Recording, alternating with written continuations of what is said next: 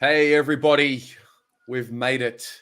We have made it to the round one episode of the BA Show 2022. I'm your host, Terry.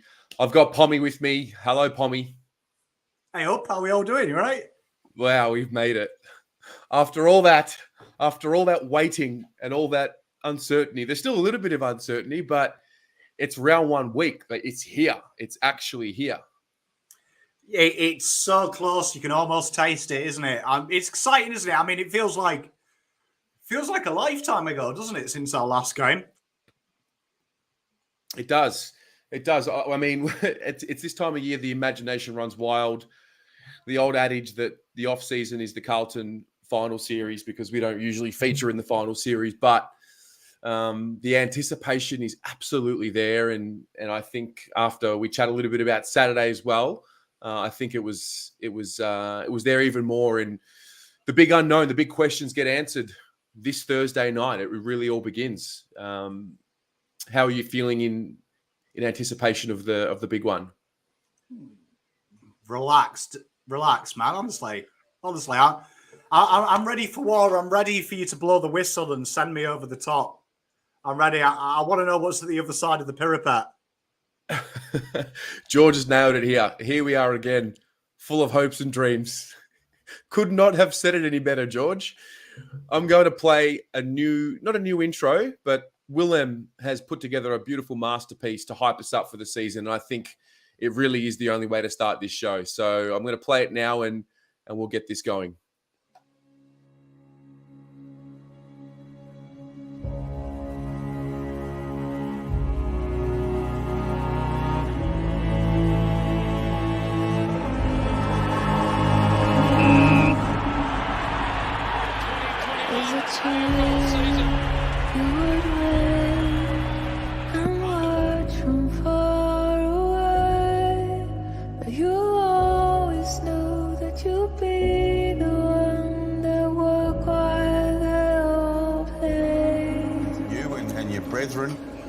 The Carlton fans I know, they're not angry anymore. They're really hurting. They feel... So if I was a Carlton member who's had equally probably the worst 20 years supporting a footy club... Another go against Port Adelaide. Crunch time watch came real early because the lack of competitiveness from some of the players in that team is atrocious.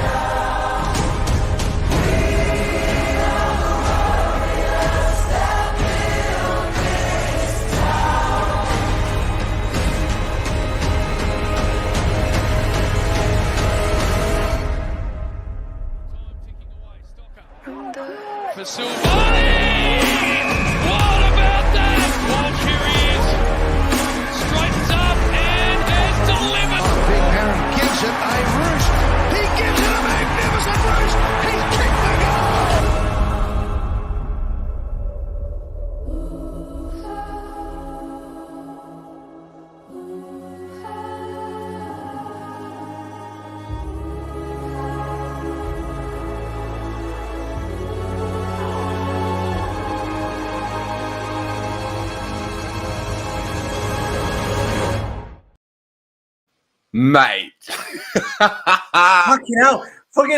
Is it Willem or is it freaking prime M. Night Shyamalan? My goodness. Tell you what, if the footy's as half as good as that, it's going to be a fucking decent Thursday night, isn't it? I haven't stopped watching it. We spoke about it a few weeks ago and he put it together and he literally sent me the first version, and the first version was that. He nails it every time. For those of you who don't know, there's a young genius by the name of Willem Bo. If you go on Instagram, his tag is works_of_Willem Bo. Please go and support him. He does some fantastic video editing work for the channel, and he's one of the many talented stars that we've got coming, and a big shout out to him, and very grateful for everything he does as well. So I guess that's a good way to start the show, mate. We're going to touch just quickly on the AFLW because obviously they finished up for the year with a 1-point loss, a very tough, tight 1-point loss. But I think the overall purpose of this segment is just to, congratulate them on getting through the season. Not too dissimilar to last year. Started off a bit slow, had a bit of a rough patch, finished the season strong. A lot's going on. We know that the toll that it takes on their bodies, it's been well documented. And with the new season seemingly incoming in August, that's going to be another issue. But I definitely just wanted to, congratulate them for finishing on a good note. And they could have easily done what the men did last year and when the season was dead and just sort of gave up and had bad losses. But they really dug their heels in and played a game full of pride. And I was really proud. I caught the second half on the weekend, and I thought it was a pretty good effort. Yeah, I watched it the next day because I had a few beers when I got home. I popped the seal at the event. But it was good. It was a good performance. It was a tough game against Melbourne. Melbourne are obviously probably one of the, if not the best, the top two at least in terms of ability. They hung with them. It depends how you look at it, doesn't it? I mean, they've done this now, 3 years in a row? Started horribly, finished well. It's another season of what if, isn't it, really? They put away the weak sides, but ultimately were found wanting against the better side. So a lot to work on. Short turnaround. We don't know how that will affect them. Seems a bit balmy to me to finish in March and begin in August all of a sudden. Interesting to see, lots to do, probably a lot of ins and outs with the new clubs coming in as well. A lot of to and fro in, so it's going to be a very interesting off-season. But I think they can take hope that they can match it with the best based on that one game. So let's see what they've got in store for us next year. Yeah, that's it. Definitely want to wish them all the best. I've got a Guernsey club dinner tomorrow with the AFLW function. So yes, I will be dusting off the shirt again and getting that on and congratulating them in person. The next part of the evening, I want to thank the members. And now I'm going to put your names along the bottom here. Actually, I still need to update this list. But while we do that, Pommy, I need you to give me an update on your YouTube channel and where you're at, because we're really close to 2,000 subscribers and we want to get you there tonight. So what's the update? Look at Taz, put me under pressure. You would have thought I'd just have this all prepared. We're at 1977, so we set ourselves a ridiculous goal of 2,000 about 3 months ago, where I think we just etched our way to 1750. Amazingly, nearly 2,000 people watch me regularly. Who knew? So we are 23 short of doing the unthinkable, round one. So I would be completely touched if we can get there. If we can get 2,000 by tomorrow's Wednesday's bounce, I think that's life complete. I think so. So if you have a spare 15 seconds while we're running the members along the bottom of the screen and giving some small talk, if you can just head over to Pommy in Oz's channel, hit subscribe. Doesn't cost anything. The content's free, believe it or not. It goes a long way to growing the channels. And if you're not subscribed here on the Blue Abroad channel, well, please do that as well. That'd be nice. No, mate, it's been good. It's been good to see you spread your wings and do your own thing, find your voice and apply your craft on your own channel. It's cool to see. I think I spoke to Caden McDonald and Swoop Luke and Anthony Aliciano and John O'Baruch for a piece that we did with the Inner Sanctum. And we all sort of got together and we were talking about this. I think this really is one of the cornerstone years for footy on YouTube. Oh, mate, 100%. I think it's a massive year. I think what you've noticed with YouTube, they've kind of caught up with the Europeans. Us Europeans froth, putting a camera on and chatting rubbish about our sport. I think the wonderful thing is not so much that as well, is that we're actually accountable for what we say as well. You can interact with us. I'm not like Tom Brown and telling you that Cripper's lost it and my sources tell me this and that. I'm just a guy giving a bit of love about my football club and what I think I know and some things that I don't know and just putting an opinion out there. And we've got a real good community as well. It's competitive at times, isn't it, being a YouTube host? But genuinely, we all love each other secretly. Generally.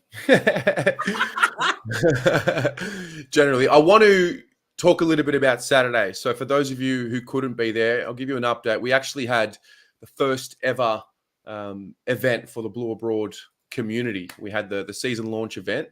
I've got a nice group shot here, if I can just find it. This was the turnout. We had a full house down at H Cafe down in Thornbury.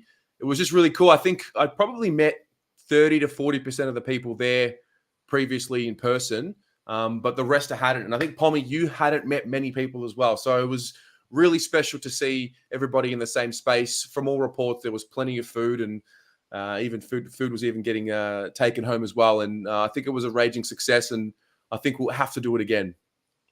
Oh, mate, 100%. I mean, big shout out to Mr. and Mrs. Degani as well. They pulled out all the stops. I mean, we had some things that I can't even pronounce to eat. I mean, that's how posh it was. There wasn't any sausage rolls or anything like that. We're talking about like 28-day matured Aberdeen Angus pies and things like that. It was a full spread, but no, the Blue Abroad community, I would say probably the best community in the world of sport, potentially. It was a very welcoming thing. Great to see some faces, some new faces. Some people were very shy as well. It was good. It was great to see Kira as well. Loved her Nana as well. Kira's Nana. Just big shout out to Kira's Nan. Honestly, she's a wonderful human being.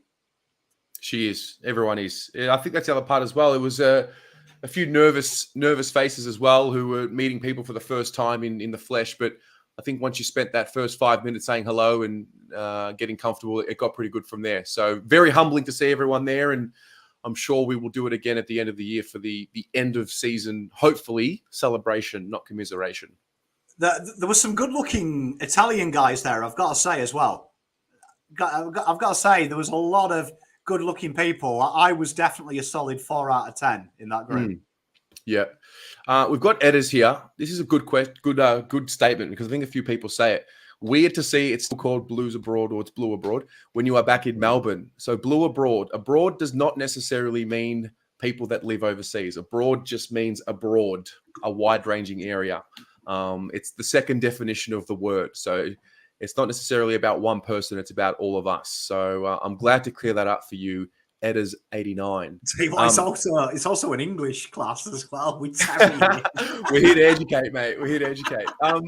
Listen, let's just get cranking right into it. I want to do a bit of a season preview with you, Pommy, and with everyone in the audience. I'm going to need you, or I'm going to ask you to get your typing fingers ready. I'm going to ask some questions and give us all a bit of a picture as to how we see the season playing out. Pommy, just as an overview, I know you've done your video, your predictions, you've got your crystal ball out, but the season ahead, what's going on?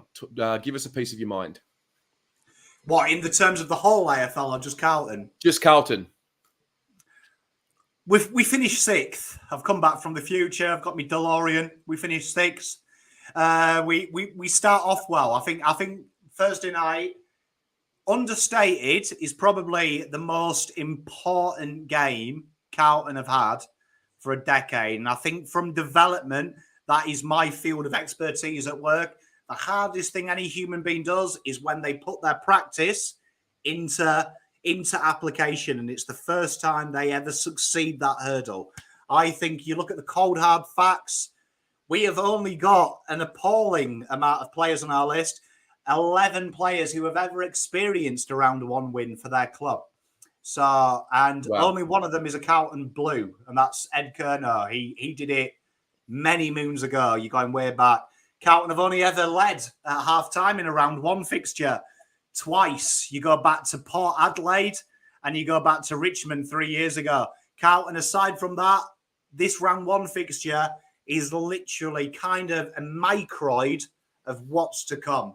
It's lots of optimism, abject failure, show a little bit, but ultimately 0-1.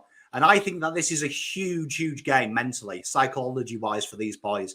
I think when you look at the win ratios as well of these sides, you've got Richmond Tigers, even with Josh Gibcus, who is their worst player statistically, and he's a draftee, 60% win ratio as a team. Ours is 36. And most of our top-end players have only played 2 games or have done their work at other clubs. This is a huge psychological factor, and I can't understate how important it is, because they win this, they get to wake up Friday morning doing something they've never done. Never done. And I think that opens the shackles for greater things, because you know what's going to happen. They lose round 1, same old Carlton. They promised a lot, failed to deliver on the biggest stage. I think this is huge. And you know when people say it's just another game, it's way more than that. The work Voss will have to do to instill the confidence if they go to round 2 and lose 0-2, we're always 0-2. Them questions and them seeds of doubt go. The quicker we can get rid of that, quicker it is. Round 1 couldn't come at a better time for Carlton Football Club. Yeah, I'm with you on that. You can see there's been a concerted effort to change the narrative in a few ways. How we talk about things. We stopped talking about relying on our best player when Sam Walsh was injured. We didn't, get too panicky about it. The way that they spoke about it, they knocked it on the head. It's just going to give an opportunity for someone else. I think also, I wouldn't say they're under promising, but I think there's just more real talk coming from them, talking about new changes, the process, how it's going to take time. But I still think, you look at how we performed last year, given how dysfunctional it really got, now that we're finding out how bad it was and the pressures of the review and all of that. So when you think about what we've done in this offseason, the changes we've made, the belief systems we've put in, I still expect there to be some shortcomings. There are going to be. And, naturally, it's probably going to happen early in the season. I spoke about it in my preview. I would love us to just get some luck, just a little bit of luck. And the only way to get luck is to play hard. And I think you don't need a coaching group. You don't need special tactics to play hard. And I think that comes from within them. And I'm hoping that this is the year of maturity and the year of professionalism where it starts taking over and the year of real accountability. Spot on. I can't think of an easier team talk for Voss to deliver this week. I really can't. I would say Voss has probably got the easiest job in the history of football this week, because the message is quite simple, that good players make their own luck. Good sides win football matches. This is a side that you haven't heard for a long time. Richmond have been doing no talking. They'll watch that fourth quarter against Hawthorn and go, you know what, we bleed. We bleed. Hawthorn, for large parts of the fourth, with an average age of 14 years old, cut them to pieces through the corridor. They took the game on. We know Richmond have never been a strong clearance side. They've never scored. That's always been their weakness. They exploited that. Carlton should feel like, you know what, that was our strength against Melbourne. And there should be no fear. There should be no fear. For me, I would be very alarmed if there is any fear in this side at all. And that is where I'm looking at Voss. I think it's such an easy team talk to pull Cripper to one side and say, every year, Cochin has your number. Every year, this side knows they're better than you. They laugh at you. Carlton's grand final, 4 points in the bank. For me, this is it. This is it. And I hope half-time Carlton are leading. Someone pulls Cripps over to one side and says, mate, this is your time. This is your time. Inflict the pain. Open the wounds. Because I tell you what, 1-0 turns into 2-0. 3-0 turns into 4-0. If it's 0-1, we know what history says. 0-1 turns into 0-2. Then you've got Gold Coast and Hawthorn. They're locks on paper. The doubt will come. The quicker Carlton can come in with a little bit of arrogance, stand up, face them, and, you've just got to do it. It's so easy. It's easier said than done, but all they've got to do is go in, like they did against Melbourne. And I'll tell you what now, Richmond can't match that.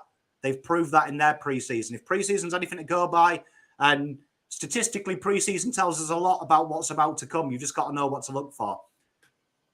They were vulnerable through the corridor. Carlton was strong through the corridor. Play to your strengths, enjoy 4 points, and then you move on to the Doggies.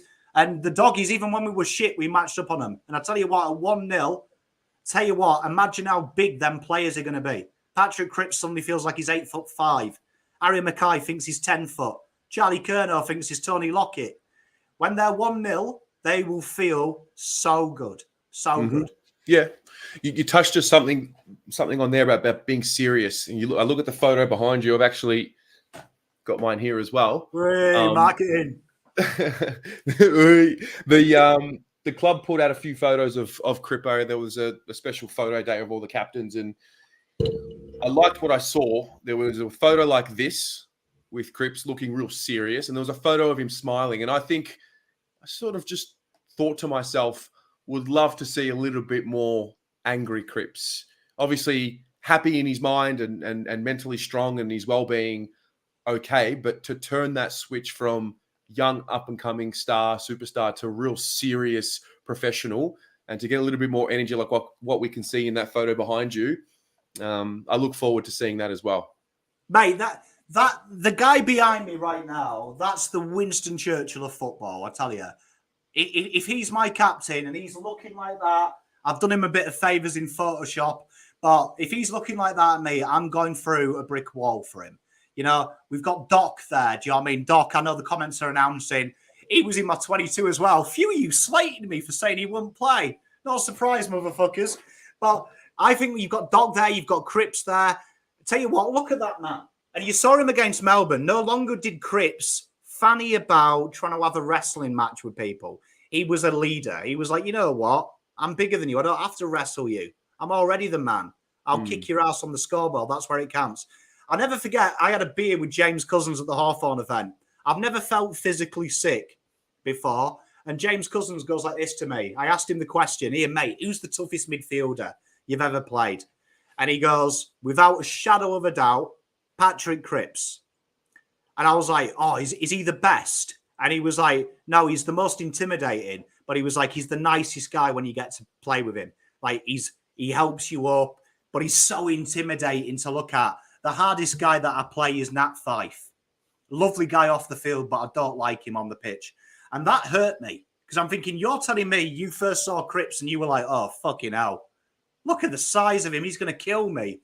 But then the minute he started being nice to you, you were like, oh, well, he's a bit of a teddy bear. My brain was thinking, imagine if Cripps was an arsehole on the field as well. Said, you know what? You're a bit scared of me, aren't you? I'm not going to say hello to you. I'll say it at the end of the field. And you saw that, the Melbourne, it gave me, the Hodge vibes. He didn't look like he was there to play. He looked like he was there to win. And he wasn't interested. There was a few times where you saw Clayton Oliver like nudge him and go, you're right, Cripper. And he was just there, stonewalled, looking at the ball. And then I saw Lockie O'Brien, stonewalled, looking at the ball. George Hewitt, stonewalled, looking at the wall. That is how you win football matches. They're not invested in being liked. They're powerful. And that's the only way Voss knows. Yeah. No, I hope to see it. I really do. I think we are going to see it. I think we are going to see a much more serious Cripper. And just to confirm, I'm going to trust everyone in the comments here because I'm clearly not watching AFL 360 right now. But it seems like Sam Doherty has been confirmed to be playing, and that is Come on, the boys via Michael Voss. That's just getting a live reaction, mate. It's incredible. Can I just say right now, right? That for me is as near as a confirmation you'll win. Imagine being a Carlton player now, and you are going to line up with a guy that's 12 weeks ago people were saying might be lucky to live. Do you remember there was them horrible rumours on Twitter that was it? He was done. He was fighting for his life. He's now back training. He's going to line up in back pocket. Tell you what, if I'm sat next to Sam Doherty, round one, Dustin Martin doesn't bother me. Trent Cotchin doesn't bother me because I've got a super fucking hero next to me. Yeah. Do you know what I mean? Like, do it for Doc. Honestly, Richmond and Mickey Mouse, man. Let's get a bit of confidence back.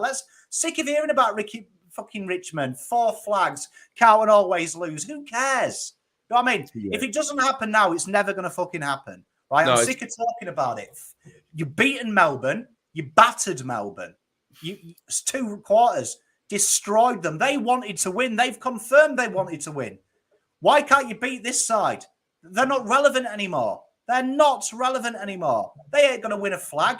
They're going to rebuild before they win a flag. It's time is now, man. Sick Agreed. of talking about it. Time is now. Take Agreed. back what's ours. Melbourne fucking town is ours. Of course.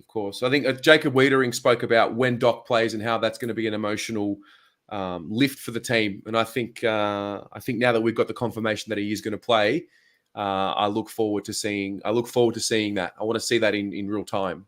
Pommy, I want everyone in the chat. We've all got Richmond fans. How fucking annoying.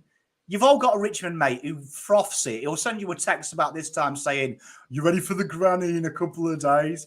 You know, complete boffin who you heard nothing about 10 years ago, and he thinks he's 10 men all of a sudden. I would love it if we beat them. Just fucking love it.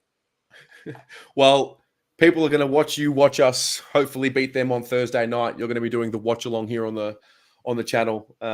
Tell you what, no work on Friday when we win. Mate, you can fuck me going to work if Carlton win. Do you know what I mean? I didn't go to work when we beat Melbourne. Yeah. You know what I mean? So, tell you what, my boss is going to be lucky to see me in 2022 if we beat Richmond. He's going to be like, "Do you remember that Pommy cunt?" Nah. He never turned up for work Friday. That was 7 years ago. No, serious, man. Let's be honest. This is a big game. This is as big as it gets in the terms of the rebuild. Because can you remember the last time you were 1-0? When was it? Honestly, when was it? 2000. Well, it was over a decade ago. It was when Mr. Ed Kerner was actually on the field as a little baby when it was. You have to go all the way back to, I think, 2012, wasn't it? 2012, I think. Yeah, 2012. That was a great start for you. Let that sink in. 2012, 10 years ago. 10 years ago. 10, that's unbelievable. 10 years ago. Right, 10 years ago. I mean, I was like a young Brad Pitt. Now I'm haggard, miserable, going grey. It's crazy. It's crazy. I've got the Carlton Richmond banner here. I should have the season predictions. We're going to ask a few questions. For those of you in the audience, please let us know in the comments who will win our best and fairest. And I'll put your comments up on the screen. Pommy, who's winning the BNF? And Carlton? Yep. He's right there. There you are. Get a look at him. Tell you what, he's good looking. He is good looking. I saw there was a report that Sam Walsh is more likely to be ready for round 3 against the Hawks. That seems to be the talk going around. There was a few rumors. Tom Brown, I think, ignited it when he said that Sam Walsh could be playing in round 1. I think we all knew that wasn't going to be the case. But, I mean, when you see an accredited journo make that kind of report, you really start pulling on the heartstrings. Oh, careful, Tez. When you say accredited journalist, I mean, professional dart throwers.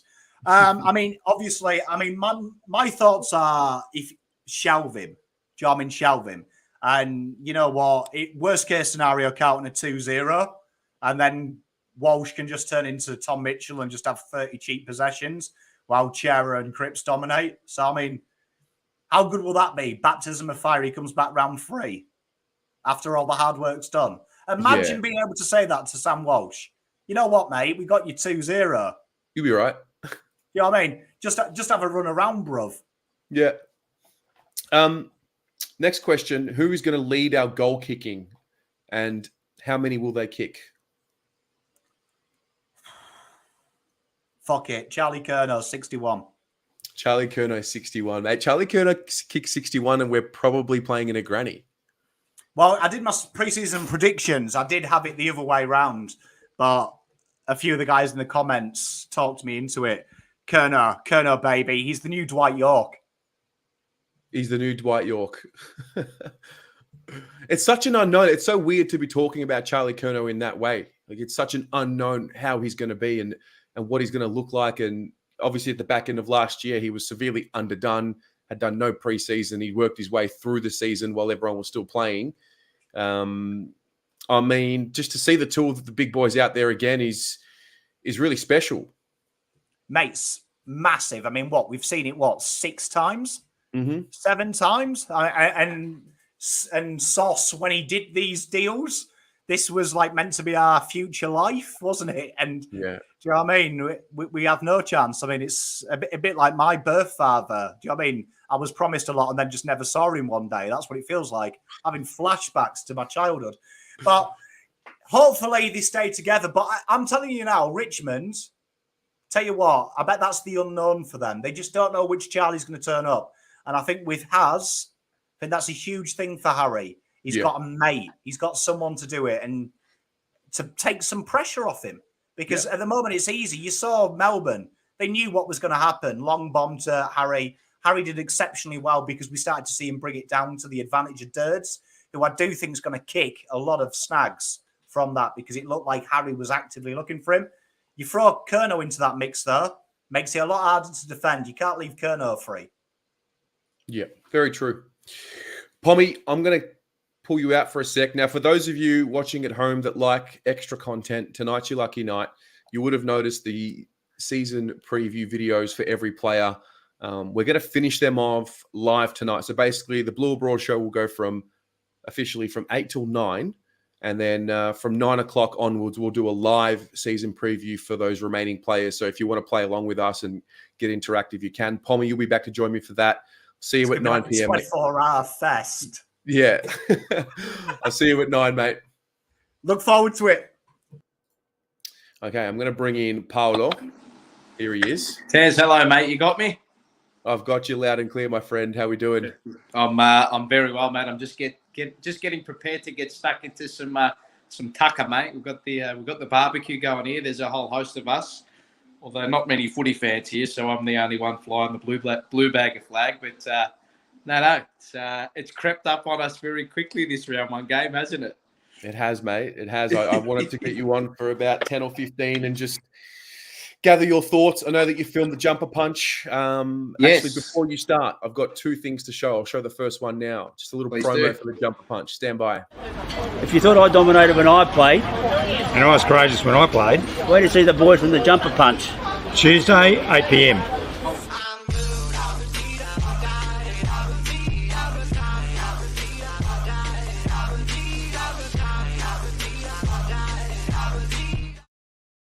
Oof. Iconic. Two absolute icons of our footy club banding together to produce some content, some stuff that we've got in the works. So you'll see it come Tuesday tomorrow night. So we've had a few legendary Carlton icons float through the doors and get in front of the camera for us with the jumper punch. So tremendous work being done by Rocco, Mars, and I, and Vince as well for organising all those interviews with some Carlton legends. So it's a big year for the club and a big year for us.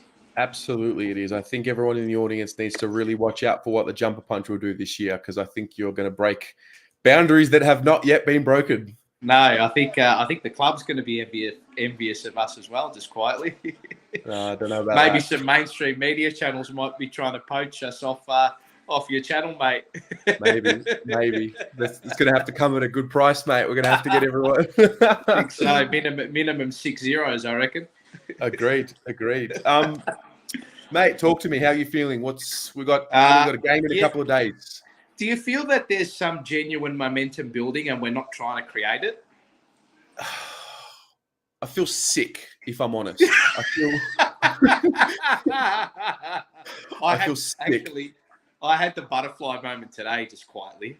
I was watching some of those, those previews that, who is it, Willem that does the videos? Yeah, some awesome stuff there. And I get riled up when I hear the music and the slow-mo and I don't know. I really like what I saw in the preseason, but again, you got to temper that expectation with it's only preseason, don't you? So, but I think there's a market change with the way we're playing, and I think there's a market change with the attitude that they're taking towards this year, and like the side that's going to go out on the park on Thursday night is going to be completely different to the side that went out on the park in round one last year. I think I was going through, I mean, we don't obviously have the teams yet, but I think there's going to be anywhere between 6 to 8 different players. And that's, look, you could argue, I mean, you look at that game last year, and I mean, like that team that went out there against round one in Richmond run them to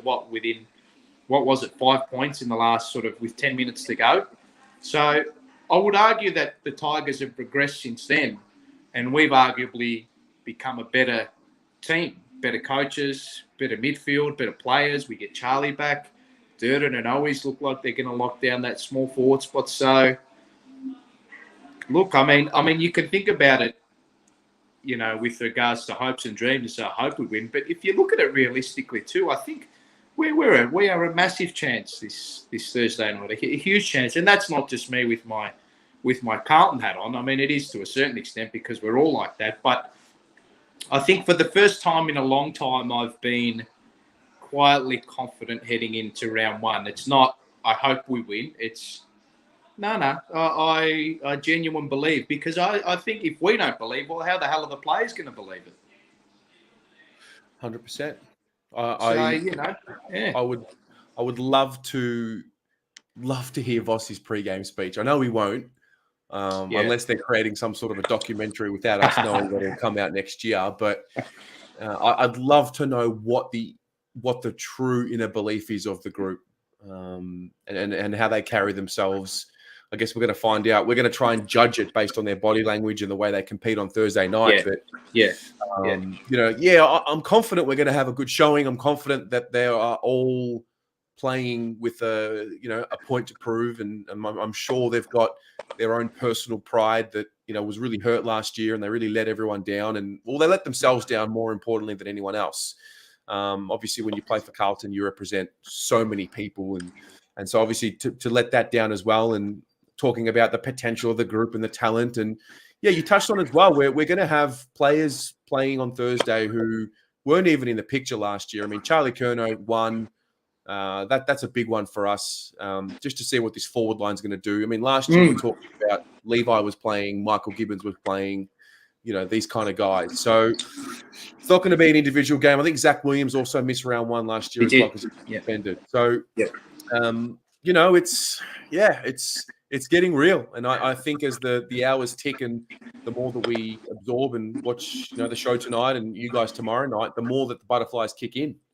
Yeah, I think so. And I think that there's also got to be that sense of, I know people talk about, it's only one game, but like this game is so important for us purely based on, we haven't beaten them since 2013, since that elimination final. It's 11 in a row. Is that correct? Yep. So that's a mental hurdle that they have to get over. And I think the thing as well is that I think there's a little bit more riding on this game for us purely because we've had, it's a new coach, new coaches, really, when you think about it, new coaches, new president, new CEO. And if we can get over that mental hurdle of always losing this first and opening game, you start 1-0, and all the work that you've put in the preseason, that 3 to 4 months, it's like, fuck, sheesh, well, maybe it does work. Whereas in the last 6 to 7 to 8 years, 9 years, it's been, here we go, we've got to play catch up again. 0-1, then 0-2, then we get to 2-2, then the pressure's on again. So I don't know. I like what I've seen. I just, what I want to see, and I think Bucky said it in his preview today. Just no nonsense, mate. I just want a team that I know is going to go out there. You know what you're going to get every week. A team that, defending's not pretty, right? But it shouldn't be, yeah? It should be lauded just as much as your offensive game style. So, last year, I honestly purely think it was the coaches that were just horrendous, really. I'm firmly of the belief that there's no way known that the talent on that list, is a golf out of reach of a team like Melbourne or something like that. I mean, look, last year, what was it? A sort of 3 to 4 goal margin, and the team that was out there, guided by the tactics of inept coaches was, there or about. So we're hoping with a little bit of, change in direction and some of these new players coming in that it's all gonna turn for the better. And I genuinely think it will. You've got to think too. Last year in that preseason, the danger signs were there early. Like that game against St Kilda was a disaster. And it was, we leaked out the back like a rusty tap. And what happened in the year?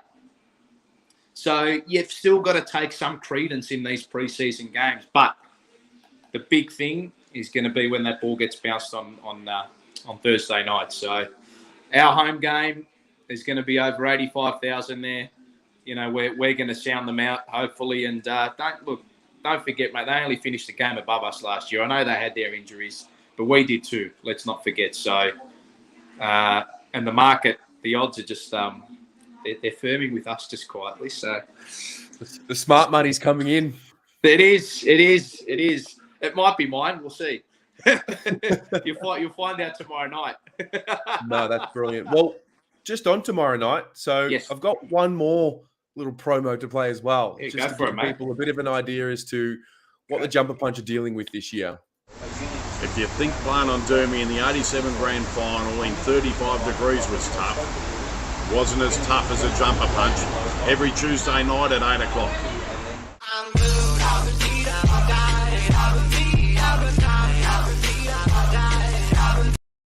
How good's that, mate? It's getting all the big names. All of Mate, a sudden, it's- they're starting to flock down.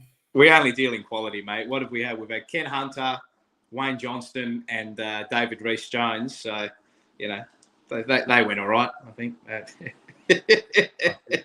think so. I think also, to your point, it's hard to not get carried away if we win because we've just been starved of it, and we're all going to have such. Because I think for a lot of us, I was talking to quite a few people on Saturday at the season launch, and a lot of us are sort of feeling like the sentiment of, I will know when we're the real deal when we beat Richmond. And even though it is one game, it says a lot for what to expect the year ahead. It's a statement. You want to look, how you beat them is critical too. Like, you want to be playing a good brand of footy, but just win, for God's sake. I don't care how they do it. I don't care if they throw 18 blokes behind the ball. I don't care how they do it. Just go out there and win, because that's all we're after. I mean, at the end of the day, you can talk about new president, new CEO, new board members, new sponsors, all this nonsense that, you know, takes our eye away from, you know, the realm of our being, really, which is playing games of footy and winning games of football. So hopefully the fact that they've bumped it up on the Constitution might actually mean that they've bumped it up in their minds as well, just quietly. So, look, do you think it's true that the momentum is not being manufactured by, the season's back, yeah, good, you know, we hope we can win, I genuinely think there's a belief in the group that they know they can win. I sense, and it's only just a sense, I sense the group like just have that point to prove, that chip on their shoulder. I think that the fail, I mean, how many times can you fail before you learn to succeed is really the question. You know, that's where I think the tipping point will come. I mean, who am I to say I think it's going to come this year or next year, because we've been saying it for so long, but it has to come. The tipping point, the lessons have to come sooner now rather than later. Well, we've had more line in the sands than the San Andreas fault. Like, I mean, it's just, you know, I mean, how many times? Like, it's just, how many times has it have to get to a point where it's enough is enough? So, Fab, I know. What have I told you? 4 and zip. 4 and zip. Jeez. That's just very so everyone knows, Fab from the Prendercast, the Ian Prendercast, has made it very clear, and this was a while back, that we're going to be 4 and zip. So before it happens, just know that Fab did call it. Yeah, well, it's a bold call, just quietly, given how we've gone in the last couple of rounds, in the first couple of rounds of the last few years. But again, as I said, it's different. People going, it's got to be different. I'm like, well, but it is different. Whether or not that equates to wins this year, we don't know. I think it will, but look, it's just the anticipation is growing, and it's nice to have a coach and coaching staff in there that when you listen to their press conference, you leave thinking, okay, you know what you're on about. You're not talking about loose ball gets. You're not talking about bloody effort indicators or anything like that. It's you know, and you know what? I think the bloke who's leading the charge is a guy called Matt Kennedy. Yes. And he's, you know what he is, mate? He's honestly, he's becoming one of, if not my favourite players in the group, because he's just no nonsense, mate.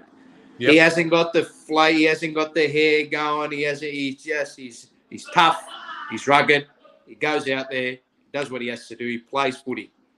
You know, I know it's such a simple analysis of it, but at the end of the day, that's what you're paid to do, and that's what you're there for. Mm-hmm. So I reckon a lot of the guys have got to, and don't think isn't he on a rookie contract?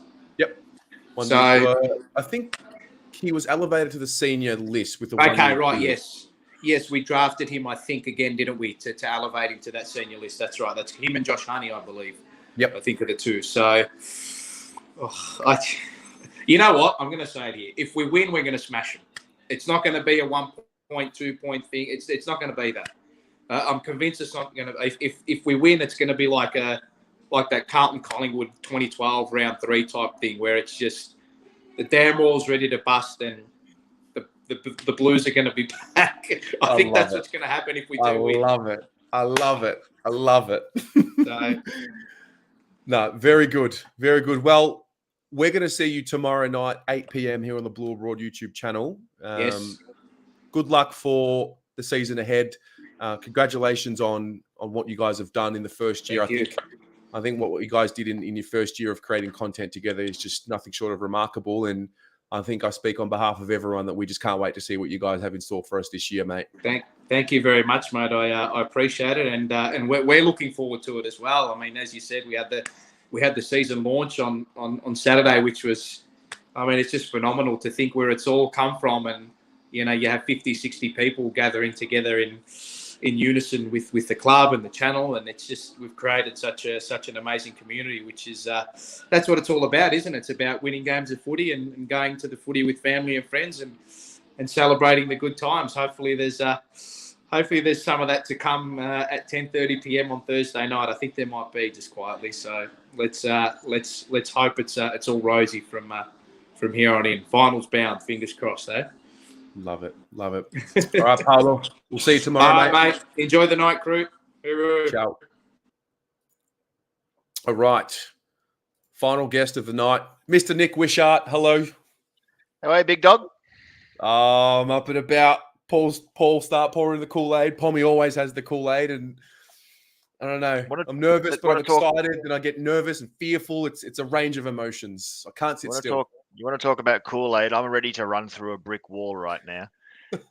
It's, 72 hours before we play our first game of the year. I'm joined by our captain, our former vice captain, the heir apparent to Jesus Christ, and the Godfather's all here with me. I've got the bigwigs behind me. I've just heard Michael Voss announce that Sam Doherty's playing on Thursday. Just listening to you guys talk before I jump on, Paolo said, he reckons that it's not a matter of can we beat them now. He believes, and you reiterated, there's a bit of a belief amongst the group that they can beat them and they will beat them. I don't think someone like Sam Doherty's thrown straight back in round 1 unless they reckon they can do it. They're taking this shit's real. They're taking this shit seriously. They're saying, no, all hands on deck. Let's go out. And it's, what has it been? It's almost a decade now since we've beaten these pricks. Let's go do it. And all that matters is wins and losses. We've all said it. No matter how we want to say it, we said it's about time we get some decent coaching in. Thank God finally we have. But ultimately, new coach, new president, new everything you just said counts for absolutely nothing unless we do win. But I think that they're ready. And yes, we've got Walsh out. All of it. Who cares? Turn up, beat them. And I think I'm no longer one who says, oh yes, as long as they have a crack, that's all that matters. I think Richmond will probably bounce back and be a top 4 side this year, and I still think that they're as good as there is in this competition. But I don't think we've been as close to catching them since that final in 2013. We're primed. Just on Doc, I can't. I'm struggling to comprehend that he's playing, given that I found out while we've gone live. And I've been trying to think in between listening to everyone that's come on tonight. I'm just thinking back to, when was it, September or October, when we shaved our hair? Well, they shaved their heads. The shave was in October. Right. The shave was in October. And he didn't look good. No, and I remember seeing that's no dig, but it didn't look good. Yeah. Yeah, I mean, the first photo you see of him, obviously no hair, and I'm thinking lost weight, and I'm thinking lost color. Yeah, we're probably going to get him back if we're lucky after the bye, if he plays at all. The fact that he's actually playing, I really would love to know how much extra it gives them emotionally on Thursday. Oh, and that's why I'm half the reason I'm so fired up. If they didn't need any extra reason than new coach. They've got a bit of belief because they're actually got a game plan. They've got a game plan. We didn't have that for the last two coaches, but they've got a game plan that plays to their strengths. They'd be fired up. They'd be energized. Cripps looks like he might be coming the Cripps of 2018, 2019 again. You've got a young fella in Chera coming into the group. These guys, Hewitt, Charlie Curno's back and looks pretty fit and far. Like, there's so many positives right then and there, let alone our former captain, but one of our absolute heart and soul spiritual leaders of this football club and of this group, to have not only gone through 2 knee injuries, but 2 bouts of cancer, the latter of which has had full chemotherapy treatment and everything. If that doesn't get you fired up, knowing he's by your side, nothing ever will fire them up. If that doesn't get them going, it shouldn't take extra things to get you fired up for a game of football. You should be fired up every single week and you should be prepared to turn up. But I'm literally jumping out of my skin ready for Thursday night, and I've got a feeling that they are too. Love it. How do you see the season playing out? Just as an overview for us. I think we can get to the 8. Give me 1 sec. I'm just going to bar a telemarketing call. I think there's an absolute chance that they can make the finals. It's going to be pretty congested. I've got us finishing anywhere between probably 7 and 10. I think that there's about 5 or so teams who I just can't split. And the games that you kind of put 50-50 sort of, results sort of thing on, you've got to start winning them now. A favourable draw could help. But yeah, you've got to start winning those winnable ones. There's how many last year? Ultimately, last year became a year of what ifs again. I think what did we end up finishing? 11th or 12th? 11th, I think. But we're losing games to North Melbourne by 10 goals, and like that should never be happening. Gold Coast rolled us at Marvel, didn't they? Later in the year or something. There's so many games that ultimately you turn around and you go, well, shit. Collingwood earlier in the season last year was probably the day I pulled the pin on Teague. West Coast away, in Sydney, we had a 3 or 4 goal lead at halftime, gave that up. We were in the Swans game up to our eyeballs and gave that up. There's so many half chances. They could have probably been there about already. It should have been. The list is talented enough. Mm-hmm. But it's now time that less talk, more do. I've shared with you, and I think I've shared on whenever I've been on these sort of platforms, I keep going back to the Patrick Cripps game. We played the Indigenous game up in Darwin against the Gold Coast 2 years ago. And we beat a really ordinary Gold Coast side by about 3 goals in the wet in a pretty dismal, dour contest. And in the change rooms, the famous, the baggers are back. And I just broke my heart because we were sitting like 12th at the time. And I said, okay, that's about where our standards and where we were at mentally. I feel that Patrick Cripps has done a lot of growing up since then. I think that this playing group has done a lot of growing up since then.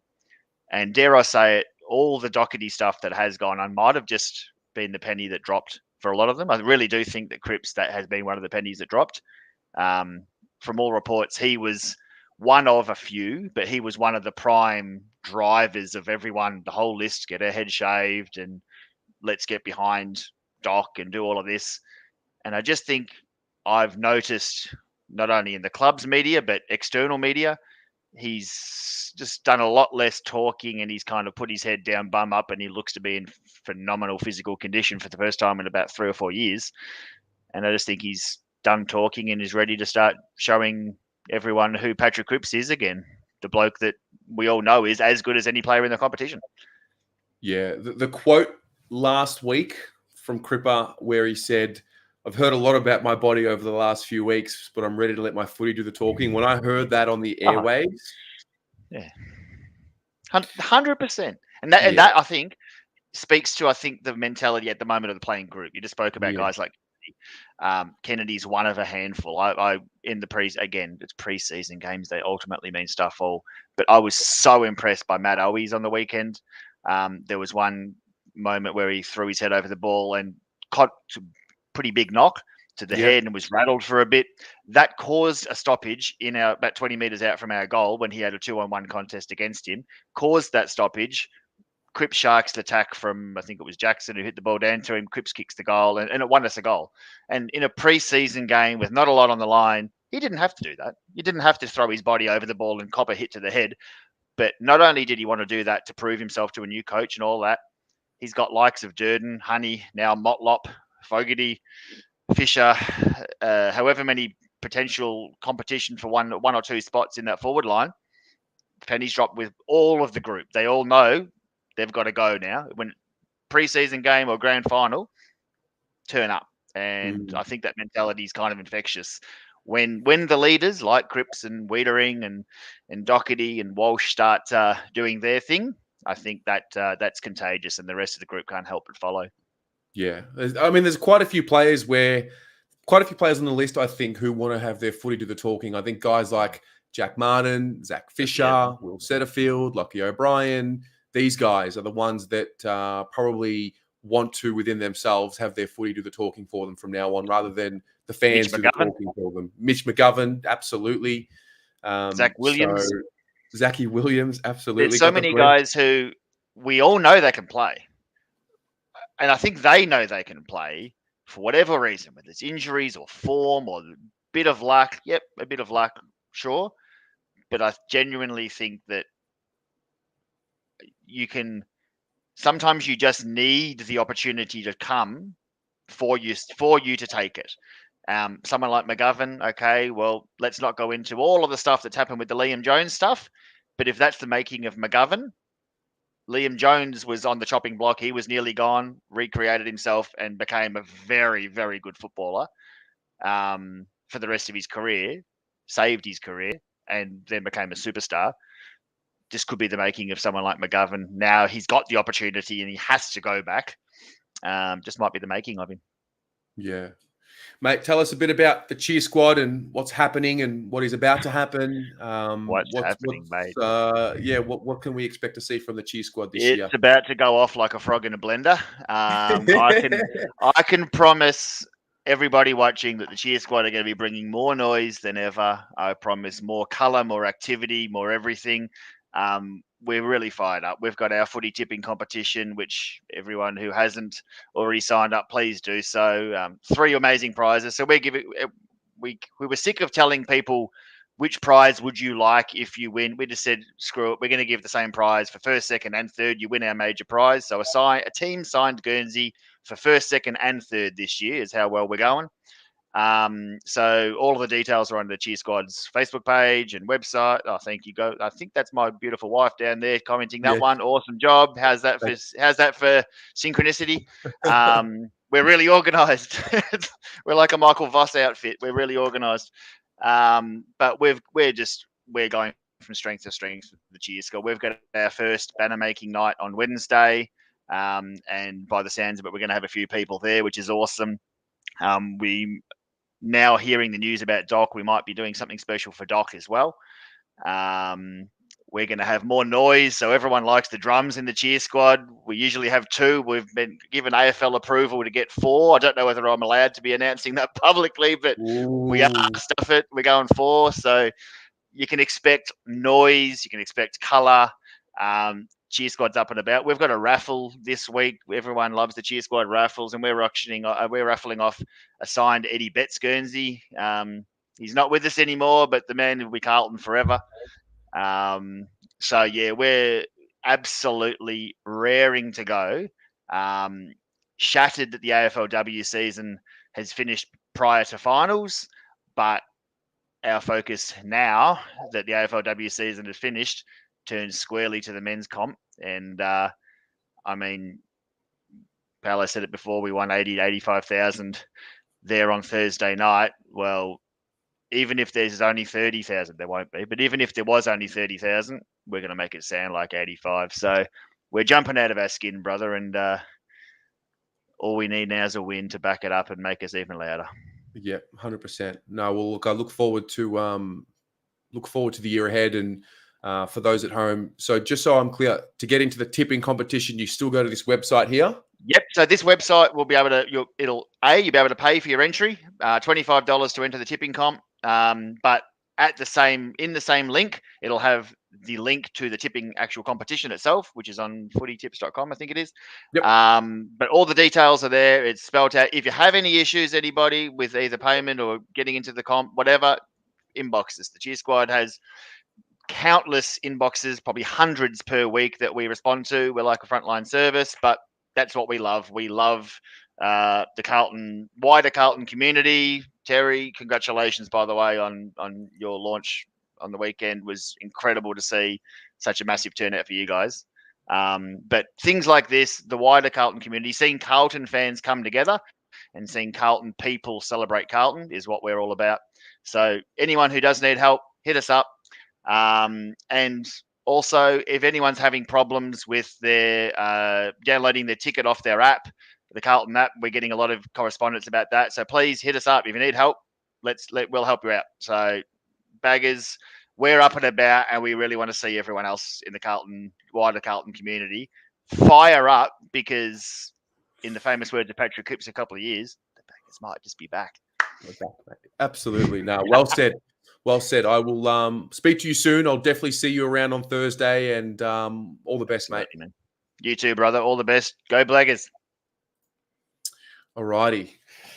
The heart's beating a little bit faster right now. I'm up and about. Now, for those of you, that is the end of the Blue Abroad show for tonight. But if you would like to stay up a little bit longer, I'm going to get Pommy back in, and we're going to go through the season preview for the individual players from number 34, Sam Philp, all the way through to Cottrell. So if you'd want to hang around and get involved with that, feel free. If you're ready for bed, good night. Pommy, what up? We're back. Wait, 24-hour Blue Abroad. This is the dream, is it not? We're staying live until Thursday. Fuck it. Mate, imagine. Can you? I promise I will do a 24-hour stream when we win a flag. I'll just be on all the time. I'll take you to the toilet, take you everywhere with me. You can live with me. Oh, dear, oh, me. We'll call it Pom Talk. Yeah, do you know what I mean? It'd be good for my wife as well, because she'll know where I am then. Because I'll be definitely going missing for 24 hours. That's brilliant. Okay, we're going to get to business, because we've got a bit to get through here. So basically, those playing at home, we're going to go through all these names, talk a bit about them and their season preview. We won't go for too long on each of them, and I think it should be some fun, a bit of an interactive show. So, Pommy, kick us off. Got Sammy Philp, a guy that's been ravaged with injury in his first portion of his time at the club. What's the story with him? Oh, wait, he's another one of them players, isn't he, as you can see. I took creative license today, so with little headlines. So we've got wingman or on-baller. I think it's a difficult one, this one, when you look at Sam Philp, because if you go through his junior career, he was an on-baller with probably some of the worst inside midfield stats you've ever seen. Right. But he has no outside game. So he's kind of like the ultimate contradiction. And he's got real quick speed. He had massive uncontested possessions, even though he was on the ball. So there's that hope that he is an outside midfielder if you can sharpen up a few key facets. He's a tough one to know where to go, because you saw when he did play the limited AFL game times, you saw everything that's wrong with him in the juniors. It's kind of like when he does find it, you don't know quite what's going to be produced from it. So he's definitely a work in progress. But you look at his facets, he screams wingman. And I've not been a huge fan of the pick. I remember at the time I wanted Dylan Robertson. I was really excited. I thought it was him. I thought we'd nailed the draft. But I understand where Carlton have looked here, because I do think from watching him as a kid, he screams winger. He's got the engine. He's got the pace. Like the pace, it's Usain Bolt-esque as well. It's quick. It's really quick. Just needs to be sharpened up. So if he can get the kicking right, he could be a real threat. He's just got to get some continuity, though. Yeah. The thing I noticed about him in the practice match against St Kilda was that he seemed to have a knack for working hard and getting the ball. It was just once he got the ball, he hasn't quite been able to slow down his mind and be able to think his way through traffic, which probably happens when you haven't played a lot of footy due to injury. So I'm expecting him to take some time, maybe early in the season, to find some touch. But I think once he finds his confidence and finds his way, his body looks a lot better than what it did last year, looks more powerful. Obviously, they've done some work with his groins, I believe. He's got some serious burst about him. I know we like to use that term with Carlton players. He kind of reminds me of a Cunningham with his traits and his quick speed off a short amount of space. So bit of an unknown for me personally. I don't know exactly what to expect of him, but I'm hopeful that he can get some confidence and maybe even break into the side eventually. Well, we're here at Blue Abroad. We love the speed word, so we froth it. If you're a speed merchant, come on down. No, I agree. I think he's a guy that I'm interested to see what happens in VFL, because I do think, honestly, that's, I hate to use it, that the pace he's got, I'm going to use a different word. The pace he's got is a huge threat. Like, you would say he's in the top 1% of guys who can run from a standing start. He is lightning quick. It's like, do you remember Jack Petrocelli when you saw him run through the corridor at the G? It's that fast. He is that quick. It's just if we can sharpen up them kicking, he could be a real acquisition. And I think Cunningham's a good example. It's a guy that has got a lot of pluses. Can he put it together? And if Sam can do it, I think he could be a dynamic threat. All right, let's move on. Number 35. Where is he? Ed Curnow. It's a really interesting time. Like, I think the conversation for the first time in a while starts moving from, we need to have Ed in the team, he's a warrior. And all of a sudden, you seem to get this sense that we're ready to, have someone take his spot in the team. And is he going to be a role player, as you've written it here? Where is he going to fit? I still think that, if you're playing for your life and you're playing in a final and you need warriors, I still think he's right up there, close to the best 22. I understand the sentiment of needing to move on and look into the future and all of that, but the guy's done nothing wrong since he got to the club, and I've just got ultimate respect for him. Oh, if Michael Hussey is Mr. Cricket, I think this gentleman here is Mr. Carlton.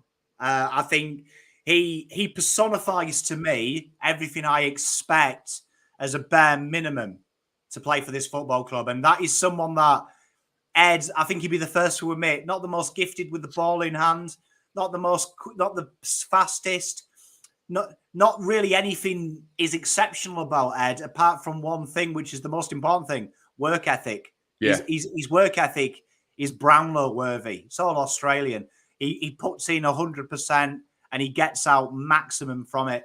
I think what I like about this is, in 2019, there was a report in the EPL, in the Premier League, about issues that juniors faced becoming Premier League footballers.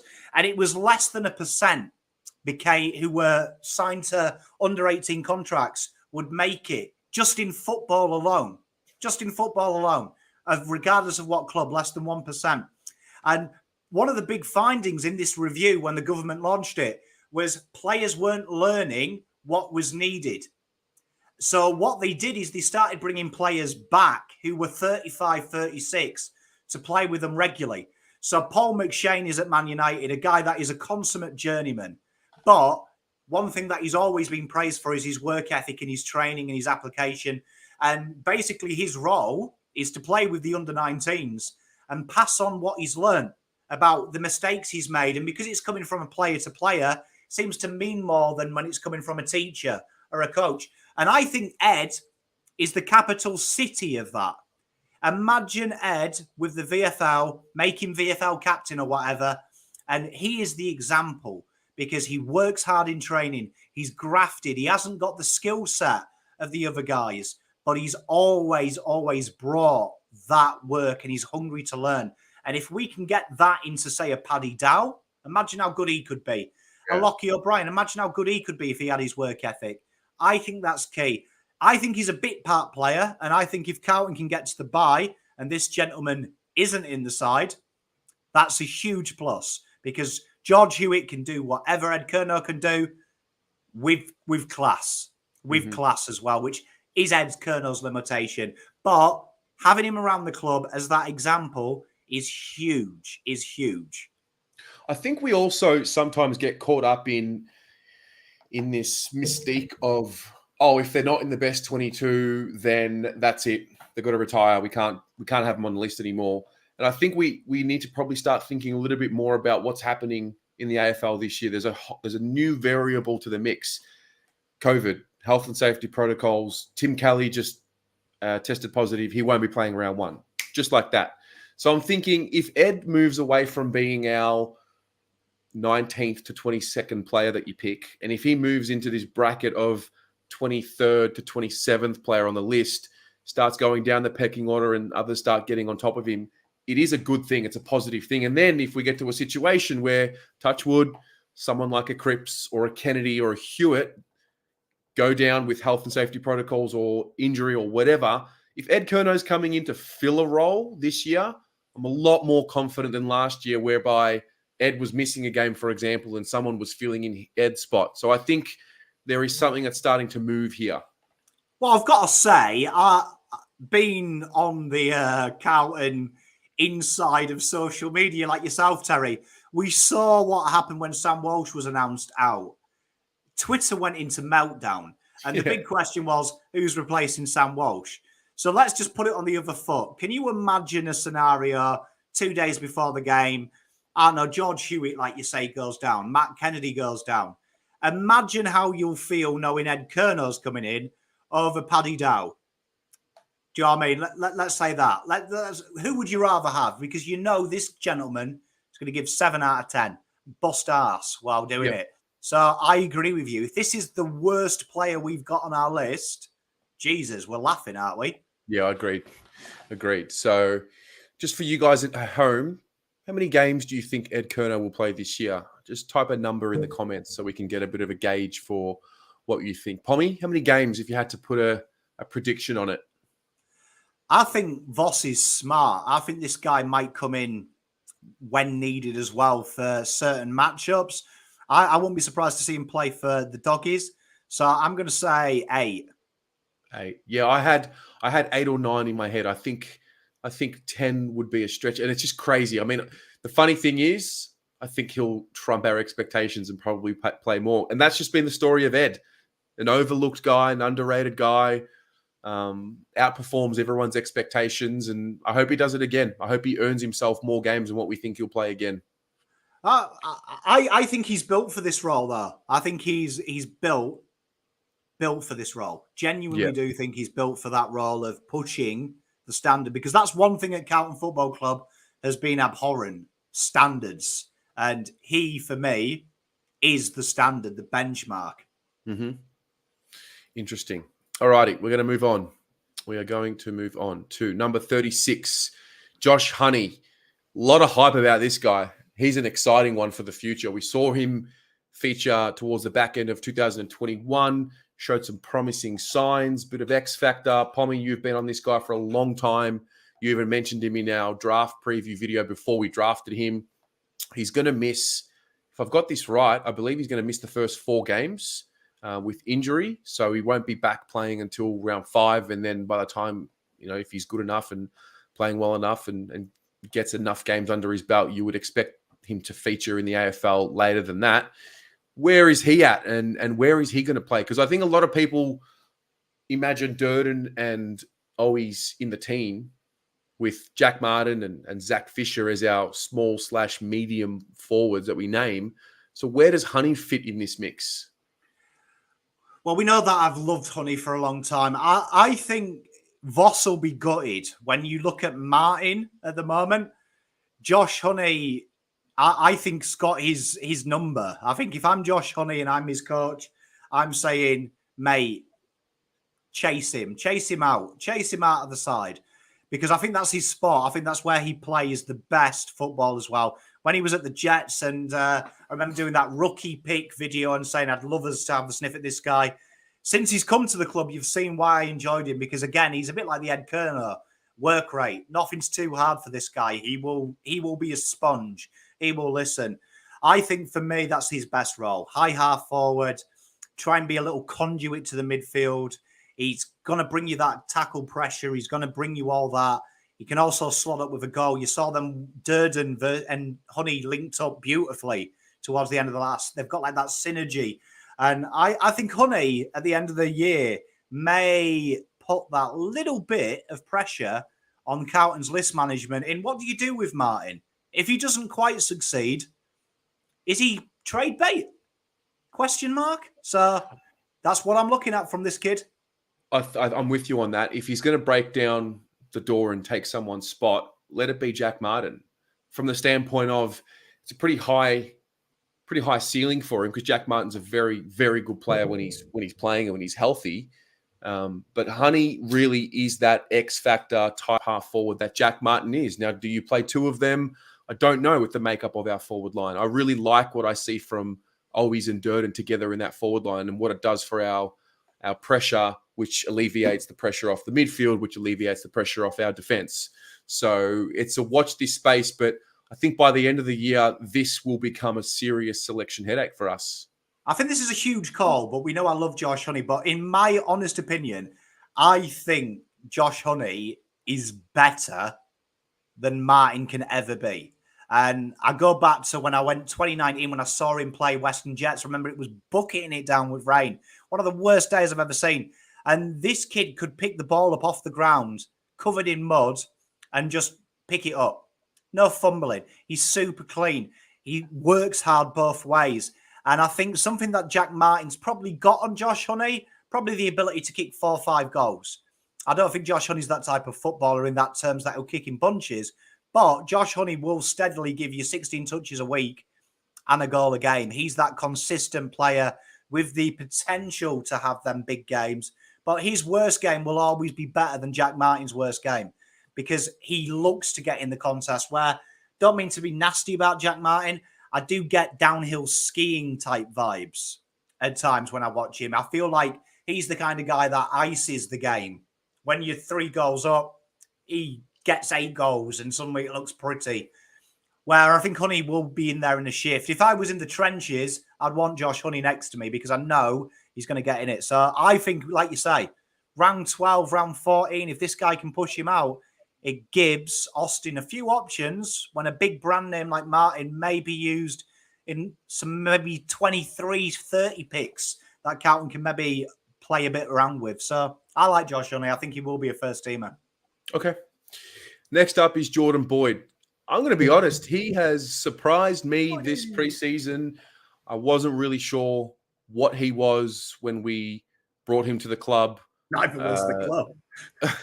Evidently, the club didn't know he was a forward pocket or a back pocket player. I don't really know exactly what he is. However, I've got to say he must be doing something really right within the club because they've given him an opportunity to play first-team football in both practice matches for season 2022. I know Liam Stock has gone down with syndesmosis, so maybe that's where Boyd comes in and fills that role as the small defender. But I've got to say, he's trumping expectations this early in the piece. Is this a guy that can actually play round 1? I know that Doc is confirmed to play, and that probably rules out Boyd, but where do you see him this year? I got absolutely panned when I did my role in 22, and Right. I made a big editing mistake. This was the first guy that was actually talked about. I should have left it to the end against my better judgment. But I've never been a fan of Jordan Boyd. I'm going to be honest right now. I never was a fan of the selection. Didn't really impress me. Never forget when Agresta came out and said that he's an exciting small forward. And I'm like, he's played 5% of game time in his life there. Who do you think we've recruited? But one thing I've seen is Voss seems to really like him in the lockdown. And I had him in my 22 alongside Doc. And I'll give you a reason why. I see what Voss is on about. Lockdown, 6 tackles, 4 which resulted in turnover in D50. He's not classy. He's not brilliant. Let's be honest. He knows how to kick the football. It's a little bit loose. It's going to take a bit of time. But when he delivers it, he's attacking. I think there's a role for him round 1 against Castagna. I really do, because I watched him really closely and he lives on his forward very hard. I like what Voss is doing with him. I think might be he may not play round one, but I can see it. I can see where it's going. He's a very aggressive footballer. Like Tim says, he does love a free. He needs to work on that avenue. But if you listen to Voss, he wants powerful, he wants aggressive. He defends his man aggressively. And like I say, 4 tackles resulting in turnover inside defensive 50. That was the most on the ground. And I like it. I'll tell you what I prefer. I prefer to have a situation where I'm saying that a certain player needs to pull it back a bit. They're going in a little too hard, rather than a player needing to step it up and go in harder. And if this guy's giving away too many free kicks because he's being too aggressive, well, you can train that. You can train that down and work on his decision making as to when to really commit to a contest. But it seems like he's giving it his all, and I must say he's definitely shown some signs. And good on him. Good on him. He's fighting for his AFL career in some ways, and this is his chance, and he's giving it a crack, and that's all you can ask for from him. I think when you look at the back 6, which you'd predict, let's say 7, the back 7 on Thursday, it's probably going to be what? McGovern, McDonald, Waitering, Doc, Sard, Williams. You like, who's the lockdown? So for me, there has to be a lockdown. Every football team in the AFL plays a lockdown, especially against Richmond. If you don't play it, you're foolish. Doc can't lock down. Sard can't lock down. Williamson can't lock, and Williams can't lock down. All 3 of them have got average defensive capabilities. And that is where Doc got found out when he returned to injury the first time, because we didn't have anyone. So that's Plowman or Boyd at this stage. There's no way Voss will randomly find someone. You can't play McGovern on the field at the same time as McDonald and Waitering all the time, because smalls will kill them. So you're going to have that small in place, in plan. So I don't think Plowman is favoured by Voss. That's why I selected him, because who is he? Like, where's Plowman played? He hasn't played. It'll be a big, bold call for Voss to say, I haven't seen you. I'm going to throw you in against arguably a small forward fleet that knows they can kill Carlton at any option. So I wouldn't be surprised. Okay. I know it's a long call, but I would say at the moment, based on what we know for facts, the guy who's played lockdown every game is Boyd. We're going to find out on Wednesday. I think that's when the teams come out. So keep an eye out for that. Next up, I'm taking this one, mate. Here he is. This is my new boy, and I'm going to explain why he's my new boy. But Oscar McDonald, number 39. I just think, I mean, I've got a good friend of mine who I train with at the gym, and she's a massive Melbourne supporter. And, you know, when Oscar came to the club, I asked about him. And basically the story about him was that when he first got to the club, he was touted as being better than Tom. And then he plays in the 2018 season. They make the prelim, and they're thinking he's going okay. Tom has a really good year, starts playing better than him. Oscar gets injured. His body just didn't fill out to what he was. And he was sort of burdened by the pressure, which is not too dissimilar to many players that play at Carlton. And then I have a look at his attributes, and I have a look at the way he plays, and you have a look at what he really is helping us do. Like, Jones is a big loss. There's no two ways about it. Liam Jones was, you know, a key player for us last year. Oscar comes in now. He looks to be the guy that has taken that position. And in the way he plays, he literally just locks down. He doesn't try and do anything more than what he's capable of. He listens. And in essence, I feel like he's going to help others in that back line who like to play off intercept. McGovern's playing there. Williams plays there. Sard likes to run off as well. This guy comes in, plays a role, does a job, doesn't get 6 goals, 5 goals kicked on him, doesn't kick the ball across the face of goal and turn it over, just locks down his man. That's all we need from him. I think we get caught up in wanting everyone to be a star. I just want Oscar to be a solid defender and a tough defender. Oscar McDegani, as he's been christened. I've got to say, I never forget your first phone call to me this season saying Oscar was best on ground. And I was like, oh my God, how bad are we? What's he not telling me? But no, I've got to say, spot on. You look at the top clubs, the Jones-Waitering combination was always going to be an issue, I think, because no team plays it anymore. No team plays two roaming interceptors. And you saw Wheatering, as he got better, he started to naturally gravitate to the ball. All the top teams, the top 6 teams in the AFL, play one stay-at-home defender, one guy with a bit of license to roam, and then one coming from the third. Look at Port Adelaide. The guy coming from the third ended up destroying us. Alia, do you remember him? He had a good day, didn't he? So Oscar allows that to happen. And I like Oscar. He's a spoil first defender.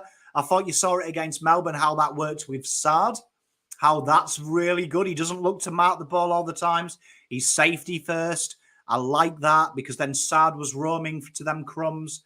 Then you're going to have Doc there as well. It's very exciting. I really enjoy Oscar, and I think you were the first to call it. I've jumped on the bandwagon. I'm in love with him now as well. This is exciting. I just think he's got a bit of cult hero status potential, and I think he just needs a bit of love. That's what I think he does. I think he needs a bit of support. That was the vibe that I got from my Melbourne friend, who really thought he was a good player, but just didn't have the support of the fan base, and kind of reminds me a bit of what we can be guilty of doing sometimes with our players. And it's born out of love because you want them to do well. But I think the fresh start is exactly what he needed. His body looks fine. He's up and about. He's strong. He's powerful, and he's a good human as well. So I wish him all the best, and I definitely have a soft spot for him. But nonetheless, we move on to number 41. This is your boy, Pomakui. Let's talk about Dom and where he's at, because this is an exciting prospect. Yeah, it's definitely going to be a slow burn. So my boy, I can't see him playing very early doors. I think we might be lucky to see him at all this year. I'd imagine this is going to be a VFL development. But why I like Dom and why the channel sponsored him, I liked him. We talked about him for a few years now. Finally got someone from the NGA, so it's good to know that we're paying for something. He's got all the ticks I think I'd be looking for in a third, second defender. Very raw ruck work. I think that'll be shelved very early. I think Carlton will look at trying to make him in that Alia mode of defender, that modern day guy. Very quick, very deceptively fast, puts a bit of size on. He's got all the skills. And from looking at his development from the last 3 years, where it was very raw, and you could see this guy wasn't natural to footy, to where he is now, huge improvements. Like, I'm saying that if you could make the same strides from when I first noticed him 3 years ago to now, another 3 years, he'll be all Australian by 2025 if he keeps improving that way, because he improves almost every game. So I think in the system he's in now, he's going to learn off Wheatering, who's arguably one of the best key defenders. Oscar McDonald's been a bit of a journeyman, been there, done that. He's got Lewis Young with him, a very young defender. Mitch McGovern, who seems to have taken to defending like a duck to water. Then he's got Doc, and he's got players like that who can teach him these things. I think it's very exciting. I'm going to be following his VFL, and I hope all the Carlton fans do with keen interest, because I'm telling you, if you were building a defender, his green ticks are in the bits you get excited about. His question marks and his crosses are the things you can teach. Really easy stuff. Yeah. So definitely someone that I'm going to keep a close eye on. Yeah, you touched on him being in the system now, which is important. You think about the last couple of years, COVID affected, a lot of other things as well. He's now in the AFL system. He's at Carlton. And you kind of got me thinking as well when you said he's learning off Wheatering and whatnot. And I'm thinking to myself, that's kind of, it's an interesting point in the evolution of the list. Wheatering is now the mentor, which I don't know when that happened, but it kind of happened in the last couple of seasons, I guess.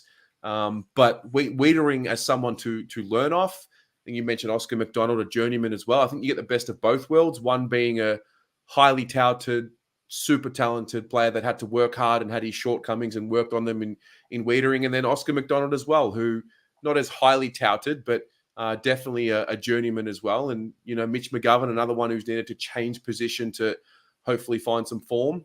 I like the environment that Dom will be around, and I hope we can see him debuting. And you think he's got to apply what he learns. And then at the other end of the scale, Who's he going to be practicing these techniques off? Harry Mackay, Charlie Kerner. Do you know what I mean? He's already every day in training having to practice his new lessons versus the best guys in the AFL. So it's never going to get that hard. So you think for Dom, if you're teaching him something and he's one-on-one with, say, Harry, it's never going to be that hard, is it? Like, that's the hardest it'll ever get for him because Harry's such an animal. So is Charlie. He's really athletic. So in aids of development of this kid, he's going to be learning off the best defenders, but also be practicing against arguably two of the most dynamic forwards in the game. So real huge opportunity for Dom to learn and get a crash course in being good. And I'm excited with this kid. I really am excited. There's something about him as well. Hear him talk. Real mature young man. Yeah, it's very exciting for him. I look forward to seeing how he progresses. Next up, number 42, Adam Saad. I think he had an underrated season last year. I think we were so caught up in the expectations of him and Zach Williams coming and being the icing on the cake that we missed the part about Adam Saad just being a consistent player who is available every week. And I think he had a solid year. And I'm hoping that with the comfort levels of being at the club now, second preseason, I know there's a new coaching group, but I'm hoping that he's fully fitted in now and hopefully can take his game to another level this year. He must have been someone last year that was probably texting his agent saying, "You're taking the piss, bro." Like, having left Essendon where he was saying his system was being changed around him. They wanted him to be more of a stay-back defender. He came to Carlton, and how many times was he getting the ball being kicked behind him? And it was like, come on, just handball to him and watch him run out. I think this year you've seen the first time against Melbourne, I saw him play for Carlton with a smile on his face. He looked like he was enjoying it because we were hitting him with them handballs. We were letting him do his thing. And towards the end, he was kind of taking the piss, wasn't he? Because he lived off the half-forward line. Like, I was watching him going, come on, Adam, mate. It's not this easy usually. Like, come back and defend. But I think this guy, the tools in your arsenal, is huge. And I agree with you. I think he copped a lot of unnecessary criticism last year. But he probably gave me some of my best moments last year watching him break through the lines and stuff. So I love Sardi. Yeah, I think the comments are talking about it here. I think Lewis mentioned it about the system that he was in. I think Saad is going to be one of our big players this year. I think it seems like from what we've seen in this offseason, we're looking to get the ball into players in their advantageous positions, handballing the ball to Saad, not getting the ball behind him, giving defenders half a step advantage to catch up to him. And I think, he and Williams together on either of those halfback flanks, that's where it seems like they're going to play. I think it's going to be pretty exciting to see. The thing I'm mindful of is their accountability on the other end and if they don't get caught out too much. And I think that comes down to the communication behind the ball and filling in holes. Like when Zach Fisher comes up the ground, gets up onto the wing, or if Saad's running forward, does Zach Fisher plug a hole or will Setterfield? And so that's probably the question I have. But I would expect a lot more from Adam Saad this year, and I think he's got a lot to give. I think he can be an All-Australian type player. I think what I enjoyed about watching Saad against Saints and Melbourne was how he operated defensively, how he was always there for his mates. He was always seemed to be invariably, as soon as that ball hit the deck, he was available. He was available, and that was where Carlton usually come under cosh. They all separate. Someone gets the ball. The only option is boom the thing 50 meters down the flank. Saad came into the hot zone and was like, look, you know what? Give me the ball. Give me the ball. And I'll tell you this now. When Carlton beat Richmond, in the two Brownlow votes will either be this guy's name or Doc. So when Carlton win, it'll be one of them two because that's how you beat their forward press, either running through it or kicking through it. And I reckon Saad will have a huge part to play Thursday night. Okay. Number 43, Will Setterfield. I'm just going to say it right now. I think people are giving him way too hard of a time. Some of the things the sentiment that I've sensed from our fans, I don't think he's as bad as what people are saying he is. I think he just suffered from going from 2020, where he was our most improved player. That was the award that he won. 2021 had a bit of a down year. Just didn't work out for him. Played a little bit more back on the wing, and it wasn't his best year from all reports. Had a groin issue as well. I just think he's still quite young, and it's still going to be a bit of a process with him. I just think he's still got plenty to offer. Mate, spot on. I mean, the wonderful thing about Setterfield is I don't think he's as good as people think he is, but he's not as bad as people think he is either. Yeah. And like we say here, Cripps help or certified wingman. I think that's the question for Will. Personally, it always shocks me when we signed him and we were told he was the inside midfield help, because kind of a similar story to Kemp. It was something that happened towards the end of his junior career that he started to go in the midfield on the ball. And then people see that and think, oh, this is where he is, where predominantly he was high half forward or on the wing.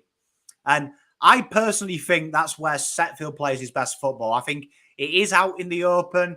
I think his game against Melbourne was perfect. I think that is the perfect Setterfield game of what to expect. Around the 18-touch mark, I expect to see. Out in space, he'll tackle, he'll run both ways. If he can stay fit, I think that's his job. I think now he's got the golden ticket at Carlton Football Club because we've only got like 3 wingmen on the list. So if I'm Setterfield, I'm like, wow, it's me or Cottrell, isn't it, for the other spot at the moment? So that's Setterfield's job, I think, this year to be the number 1 wingman for the football club. And he's got the skills. He can move inside 50 and kick goals. He gives Voss that option. We saw some heavy rotations at Melbourne. I think he's got it. And if we go back to that 2020 year, we were all excited that this was the Cripps help. And this was the midfielder we were looking for. And then it kind of went off the boil last year. So we know he can do it. Let's hope that we can push. Voss can push the best into him. Yeah, I think also with his height, I believe he's 191. And if he's a wingman that's providing defensive help as well, plugging a hole out there, I think that's another part of his game that we'll see come to fruition this year. I also think he seems to be a player across the preseason I'm just talking about from what I've seen. He almost like a Jack Noons. He seems to become available for a kick around the ground and play the kick mark game pretty well and get handballs in the chains. And therefore he doesn't stand out, doesn't do anything flashy. And I think that might be why people just don't see something special with him. But I just think, again, you can't have too many job doers on a list. And I think this is a great guy to have on your list. If things go wrong, touch wood, Matt Kennedy doesn't play for whatever a week or one of our inside mids, you know that he can do it Setterfield for a game or two. I think Setterfield's probably looking, and people are touching on it in the comments, and the spot on. He's probably fighting for a job waiting for Walsh to come back, because I'd suspect that when Walsh comes back, the options for Voss are 2 drops. Either drop Setterfield or drop Kennedy. And it'll totally depend on how he works. We know Chera was ranked one of the best top 5 2 years ago wingman, top 10 last year because he played more on ball time. It gives him that rotation. So for me, Setterfield's probably looking, I've got 2 games really to either get ahead of O'Brien and O'Brien be the one that jettisons, or get ahead of Kennedy and he can be jettisoned. So it's going to be a really interesting thing. But Setterfield's got the chance here because, like I say, Carlton's wingmen are him, O'Brien and Cottrell. And if he can't get ahead of at least one of them, he probably shouldn't be on an AFL list. Yeah, pretty much. All right, next up, number 44, Matt Owies. Talk about underrated. This guy is a good player to have on our list and a good player to have at our club. I love his story. I spoke about it recently. I think him being at an American college, going through the American collegiate system when he was playing at Hawaii, when he was playing basketball, I think it allowed him to prepare for what professional life or professional sporting life would be in a much different way to what most Aussie kids do or most Aussie teenagers do. And I think he needed to come home and obviously learn how to play footy at the highest level. I think he's learned how to play and how he's going to fit in. And now it's about ticking off the boxes every day, year on, year out, in terms of being a professional with your body and managing it to allow him to contribute. And I mean, I think he did a pretty good job last year, and I think he's going to go up another level this year. I think a bit like Matty Kennedy is Matt Owis in the terms of that when he plays, he's probably forgotten about of how consistent he is until you bring him back. And I think Matty Owis for me is I can't believe no one has him. He should be literally, if you're looking at Matty Owis and you're building a 22, he's your first small forward on the list. He's your first small forward because facts are facts. Last year, he was the only forward who had any defensive pressure act numbers inside forward 50 that would get in the top 4 sides in the AFL. Like people talked about Betts. Betts was just goal kicking. Matt Owis was the modern day small forward. What you see from Owis is what small forwards have to be. And that is they cause turnovers. They lock the ball in. You have 4 Owis as your small forwards in AFL. You win 10 times more football games than if you had 4 Eddie Betts. That's simple facts. You have to lock the ball in. You have to lock it in. And Owis, I think you've nailed it. Him being away shows the work ethic and the hunger. He kept doing it. He kept getting a year, kept working away. The VFL numbers are frightening. At first, it was laughable. Then it was meh. Then it was okay. And then it was, why is this kid not playing? There's a real massive progression with Owis, and he never looked out of place even the first day he played for the AFL seniors team. You saw he had something else, had something about him. And with Durden and with whoever is around him, this kid here, he's gonna create opportunities for them players. He's a solid player. Gives me Matty Wright vibes. Yes, I like that. I like that a lot. He's a, for all the talk of the development being a fail at Carlton over the last few years, I think this is going to be one of the good stories about coming in and developing and working on his craft. And then I think the other part as well is he's got a nice set shot on him. You can almost tell that he hasn't picked up any bad habits from a young age, and he might have started a little later in terms of how much practice, real practice he was putting in. He's got a nice kick on him, finds a way to hit the scoreboard and brings the heat. And I think I used to think about whether it was going to be Owis or Durden. I'm loving the fact that the two of them have been playing together in the forward line, and I hope we see a bit more of that. But I just got a good feeling that he's going to keep growing and surprise us all. There's something wonderful about Owis as well. If you go back and watch the game the other week, not many people do this, but he laid a tackle on one of their defenders. And as he got up, he celebrated. He gave it one of them. And you don't often see that in players, but that stood out to me. It was about midway through the second. And he kind of like patted himself on the back. And I love that. I love that because you can see he gets off on doing his job. So we talk about it like Kennedy's a fan favourite, but he was never a favourite of Teague because he did his job. Like the bare minimum of Kennedy is he does his job, or he can do what he did him against Melbourne where he dominates the game. But that's him. Matty always is the same. Worst case, he'll do his job. He'll get you 2 inside 50 tackles. He'll knock the ball in for you, and guys around him can do their job. Best case scenario, though, 3 goals and 2 turnovers in forward 50. Matty always, I guarantee you now, if Voss was on the show, is probably top 5 names on his team sheet. Like, because we don't have small forwards of quality. Matty always has got that quality that Voss will demand from the rest of his boys. Him and Durden, they're a dangerous proposition for small, like Richmond. Matty always is going to be tracking Jaden Short for banter. That'll be his job. He'll be like, I've got you, mate. You're mine. Agreed. I think there was a symbolic moment when Owis, he had the head knock against Melbourne. Usually a play would come off, and he got hit really hard in the head and went down, got back up, and he just did not want to come off. He's desperate to get out there. So wishing him all the best for the year ahead and looking forward to seeing what sort of improvement he will bring. If someone owed you money, you'd be asking for people like Matty Owis to come with you. Yes. I mean, the guy has no fear, harder than a cat's head, and you love that. Number 45, young Alex Murkov. He's the former volleyballer. Diesel's gone on the mainstream media and said that he's the most freakish 7-footer he's ever seen.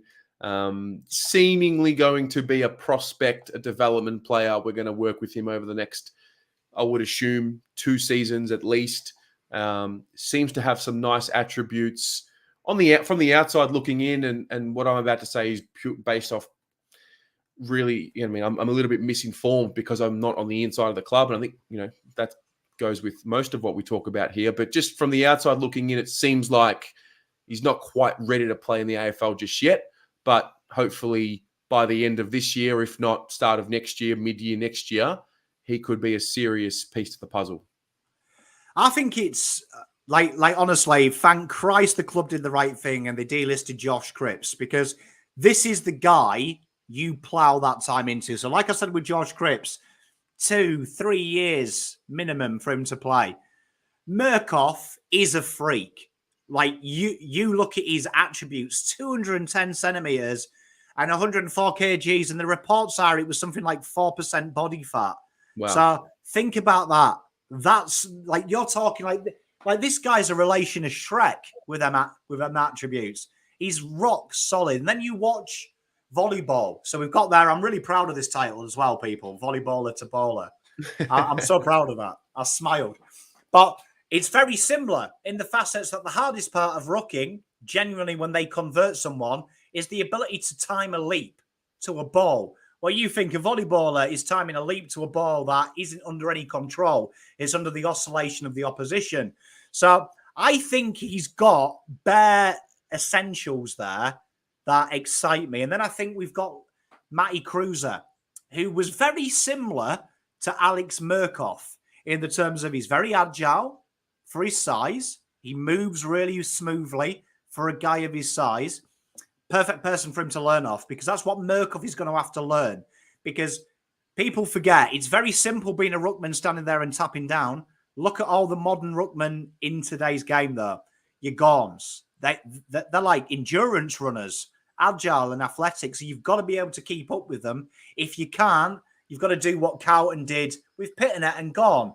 He goes behind the ball, someone else floats with Gorm and becomes his problem. So he's a guy that I'm going to be watching. He's only played, remember what now is it? 3 games of AFL football. So 3 games of Aussie football now he's played in his life. Mm-hmm. So let's curb where he's going to go. I'm not going to give him a ceiling, but bare essentials, looking at what he does. I've seen a lot worse people play AFL. Like, I think already his ruck works above Henry Walsh's. And Gold Coast had a sniff at him last year. So there's definitely someone who's learning. 3 years, let's see how he is. I reckon probably a year, 2 years, if he does it right. But he's learning off a guy who really is his mould carbon copy in Matty Cruiser. If Matty Cruiser can teach him how to ruck, boy, oh boy, he could be the Cruiser we had before we got injuries. Yep. All right. Let's see how he plays out. The final one, number 46, Matty Cottrell. Where do we start? More than a celebration. Well, he bleeds blue. Bleeds blue, works hard. We know the attributes. And I think we also know why he continues to find his way there or thereabouts. And it's because of the way he plays with his work ethic. Yes, sometimes the skills can let him down. And that's definitely something he needs to work on. But guys that are willing to work hard usually get rewarded with improvement and success. And I assume that would be why Cottrell continues to pop up there. Yeah, and I mean, genuinely, as a rule of thumb, whatever ball you get when you're a junior, you usually lose about 10 to 15% in seniors. And weirdly enough, Matt Cottrell actually finds more ball in the seniors than he does in the juniors. So he's the anomaly to that rule. But he does put in, doesn't he? He does put in. He's kind of, I feel like a hypocrite, though, because I love Ed Kerno because he puts in. And I'm going to be negative with Matt Cottrell. I'm not a big... I don't see it. I genuinely feel like he's here because of that celebration. I genuinely do. And I think it's the lack of wing spots as well. I don't mind him in the VFL, but he's eligible for the seniors, which worries me because I just don't see it. And I know O'Brien cops a lot of heat, but I hate to break this to Carlton fans. O'Brien is 10 times the footballer that Cottrell is. Matt Cottrell might put his head over the ball. Do you know what I mean? And we say O'Brien doesn't, but he did square up to Mitch Robinson. He has squared up to Max Gawn. That's the difference. But a winger doesn't have to put his head over the ball. A winger should skirt a pack like Carl Amon, who he thinks a contested possession is, something that happens on The Exorcist. So it's a weird thing for me with Matty Cottrell. I like him, though. I genuinely like him because it's like one of us going out and playing. But I just don't see why he's there. Yeah, and it's one of those things as well. I just touched on it before. Like there's only, the way we all talk about the club, it always comes from a lens which is not that of being inside and seeing what goes on the inside. He might be a great cultural guy, locker room guy, a guy that pushes himself to the limits. And, that's the sort of stuff you reward within a footy club. Guys who are willing to continue to work at it. And my hope for Matty Cottrell is that the work starts paying off and he starts improving little bit by little bit. And to be honest, if you really think about it from when we first saw him playing, I believe it would have been 2020, definitely showed improvement in 2021. If he can show another level, even 5 or 6% more this year, it might sway the opinion of some as to whether we should be pursuing with him. But I like his endeavor. I've got to say that I like his endeavor, and I don't think the time is up just yet for when we say, listen, what are you going to be? It's time. I think there's a little bit more time that he's bought himself, and I hope that he can be another surprise packet for us, especially in a weird year that it seems like it's going to be. I think Lockie O'Brien, Matty Cottrell and Will Setterfield have the biggest gift horse that is staring at them with his big fat gob open ever, because there is literally 2 wing spots up for grabs, 3 players, right, who can play that position, actually play it. If one of them doesn't lock it down, they need to have serious questions, because genuinely their competition is Voss getting bored and making up a role or each other. So Cottrell, he has his moments. I'll give him that. He has his moments. But for me, I don't see the ceiling. I think the ceiling is what you're seeing is he's a guy that tries really hard, and he might be banter in the locker room, but does banter in the locker room win your flags? Does it? I mean, I don't think Luke Hodge was that funny in the locker room. I can't imagine he was funny. Like, he probably was, but he doesn't look like he was funny. I get what you're saying. I mean, at the end of the day, this is a professional sport, and we're talking about winning flags, and, you're either going to be someone that helps us win that flag or you're not. That's kind of how it seems to be at the moment. So we'll see how it plays out. Wish him all the best. Wish them all the best. And that'll do for the season previews for all the players. We got them done. Yeah, mate. That's it. It's the end of the night. I said before at 9, I said good night to everyone. We've still got about 211 people watching. So, what? Blue Abroad 24/7. Get it done, Taz. We could 24-hour stream. I mean, if the people want a 24-hour stream, then we'll have to consider it. You should have 24 hours worth of shows every day.